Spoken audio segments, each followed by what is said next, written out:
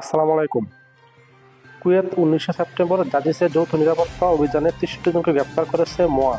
Kuwait স্বরাষ্ট্র মন্ত্রণালয়, অপরাধমূলক নিরাপত্তা সেক্টর প্রতিনিধিত্ব, বাণিজ্য ও শিল্প মন্ত্রণালয়, জেনারেল ফায়ার ফোর্স, কুয়েত পৌরসভা এবং জনশক্তি কর্তৃপক্ষের সহযোগিতায় ফরানিয়া গভর্নরেটে জাজিস এলাকায় একটি বৃহত্তর পরিসরে নিরাপত্তা অভিযান পরিচালনা করেছে। এই অভিযানের ফলে 63 জনকে গ্রেপ্তার করা হয়েছে, যার মধ্যে 47 জন শ্রম আইন লঙ্ঘনের জন্য, 9 জন পরিচয় ছাড়াই, 6 জন অনুপস্থিত এবং 1 জন মেয়াদোত্তীর্ণ কাজের ভিসা সহ। জেনারেল ফায়ার ফোর্স 76টি লঙ্ঘন জারি করেছে। অন্যদিকে বাণিজ্য ও শিল্প মন্ত্রণালয় একটি ক্যাফ বন্ধ করে দিয়েছে এবং 38টি উদ্ধৃতি রেকর্ড করেছে।